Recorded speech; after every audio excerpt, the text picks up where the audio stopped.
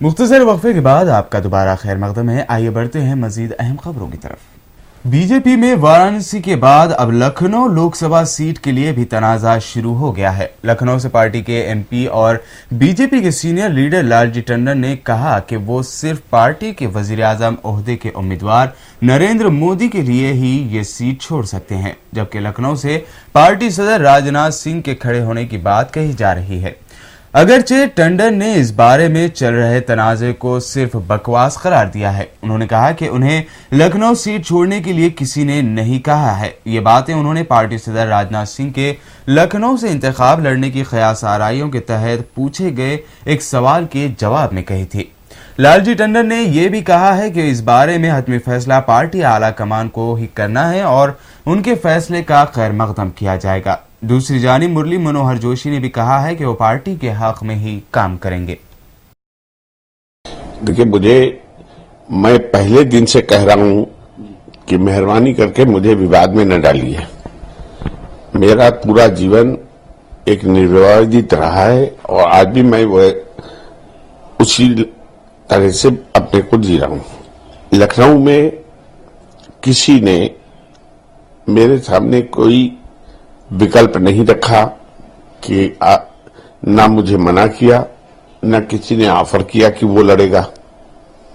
मोदी के बारे में मैंने स्वयं अपनी तरफ से कहा कि जब उनका बहुत पहले से कि अगर वो यहां से लड़ते हैं तो मुझे खुशी होगी और मैं देश का प्रधानमंत्री बनाने के लिए उनके पूरी तरह से अपनी शक्ति लगाऊंगा। उनके लिए मुझे यहां से लड़ाने में कोई आपत्ति नहीं है। नरेंद्र मोदी और राजनाथ सिंह के लिए उत्तर प्रदेश से मुरली मनोहर जोशी और लालजी टंडन के जरिए अपनी मौजूदा सीट छोड़े जाने के मुबैना दबाव के दरमियान बीजेपी सदर ने कहा कि इस बारे में हतमी फैसला पार्टी की मरकजी इलेक्शन कमेटी ही तय करेगी।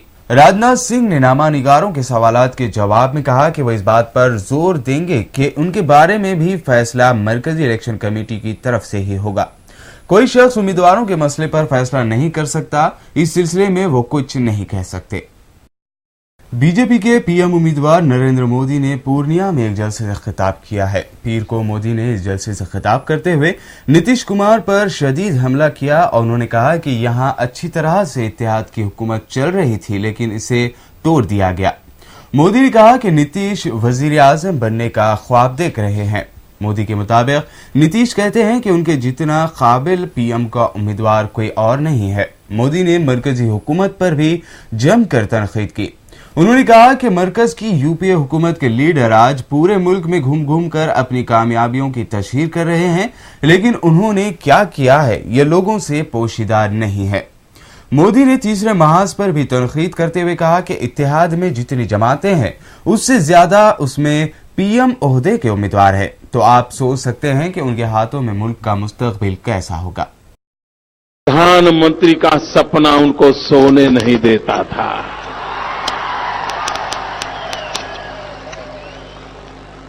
और खुद के विषय में इतना ऊंचा अभिप्राय है, उतना ऊंचा अभिप्राय है, एवरेज से भी ऊंचा अभिप्राय है। और इसलिए कहते हैं उनके बिना इस देश में कोई योग्य नहीं है। आम आदमी पार्टी ने अपने उम्मीदवारों की चौथी फहरिस्त जारी कर दी है। आपने चौथी लिस्ट में 61 उम्मीदवारों के नाम जारी किए हैं। उनमें से ज्यादातर यूपी और कर्नाटक से हैं। दिल्ली से 2, हरियाणा से 4, पंजाब से 3, कर्नाटक से 13 और यूपी से 39 उम्मीदवारों का नामों का ऐलान किया गया है। इसी तरह से पार्टी अब तक 131 उम्मीदवारों के नामों का ऐलान कर चुकी है। नाज़रीन, आइए अब देखते हैं अहम बैनुल अक़वामी खबरें।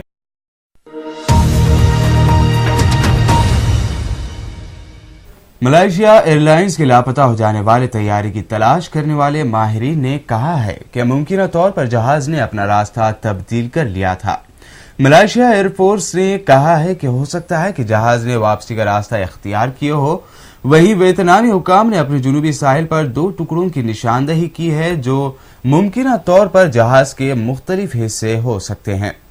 दूसरी जानिब मुमकिन दहशतगर्दी की अफवाहों की भी तहकीकात शुरू कर दी गई है। इस जहाज पर सवार 2 अफराद चोरी के पासपोर्ट पर सफर कर रहे थे। अभी तक मुख्तलिफ ममालिक के 30 हवाई और 40 बहरी जहाज लापता हो जाने वाले तैयारे की तलाश में मसरूफ हैं।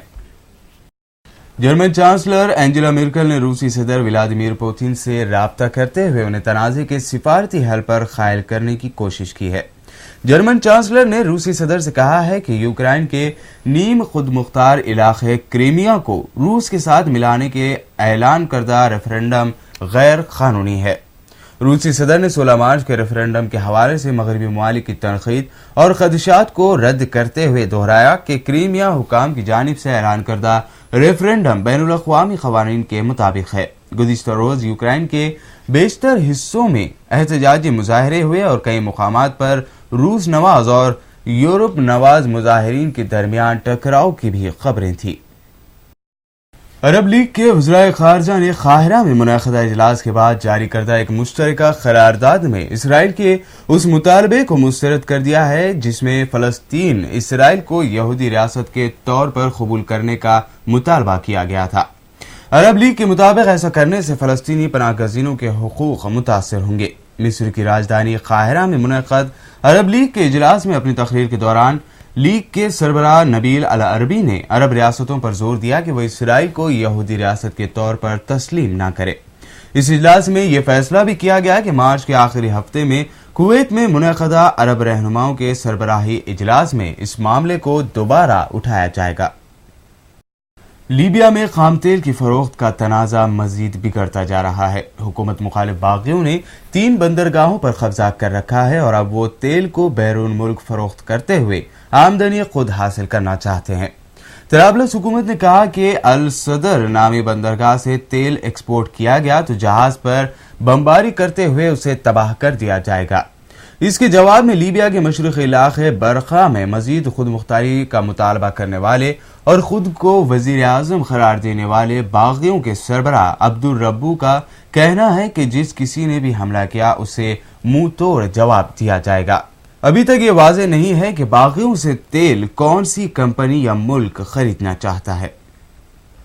वर्ल्ड वाइड वेब यानी WWW के 25 बरस मुकम्मल हो गए हैं। इंटरनेट का आइडिया 1950 की दहाई में अमेरिकी फौज ने पेश किया था, लेकिन अवामी सतह पर वर्ल्ड वाइड वेब 25 बरस पहले एक बरतानवी कंप्यूटर साइंसदान टिम बर्नर्स-ली ने लेकर आया था। सन 2013 में दुनिया भर में इंटरनेट इस्तेमाल करने वाले अफराद की तादाद 2.7 अरब तक जा पहुंची है और ये दुनिया की आबादी का 40% हिस्सा बनते हैं। तो नाज़रीन, ये थी अहम कौमी और बैनुल अक़वामी खबरें। मजीद ताज़ा तरीन खबरों का हाल जानने के लिए चलते हैं दोबारा मोहसिन के पास। शुक्रिया फरहाद। नाज़रीन, आखिर में एक और नजर सुर्खियों पर।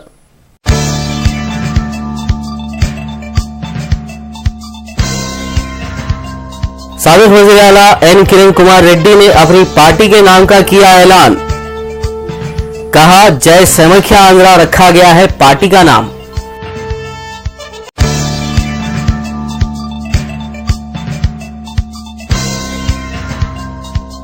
प्राणहिता चिवेला को कौमी असासे करार दिया जाएगा। मरकजी वजीर जयराम रमेश ने फिर दिलाया यकीन।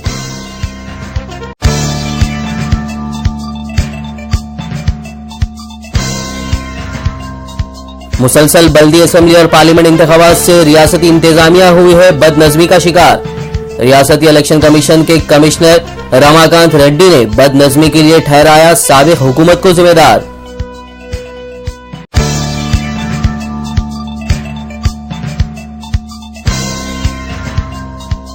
तेलंगाना के लिए एहतजाज के बाद उस्मानिया यूनिवर्सिटी में अब केसीआर के खिलाफ हुआ मुजाहरा। एहतजाजियों ने केसीआर का पुतला किया नजर आतिश।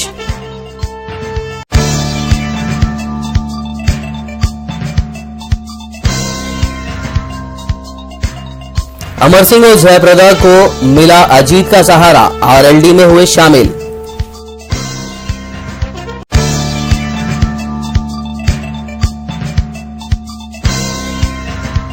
पीएम ओहदे का ख्वाब देख रहे थे नीतीश कुमार, इसीलिए तोड़ दिया इत्तेहाद, मोदी ने दिया बयान।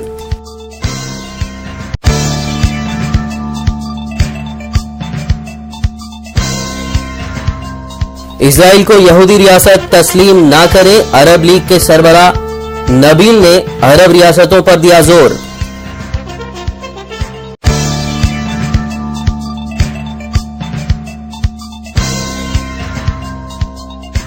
और वर्ल्ड वाइड वेब के 25 साल मुकम्मल।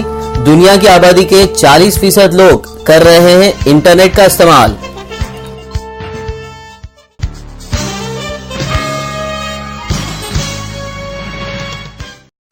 इसी के साथ कशिश खबरनामा इख्तिताम को पहुंचा। मिलते हैं अगले खबरनामे में, तब तक के लिए देखते रहिए उर्दू टीवी। अल्लाह हाफिज।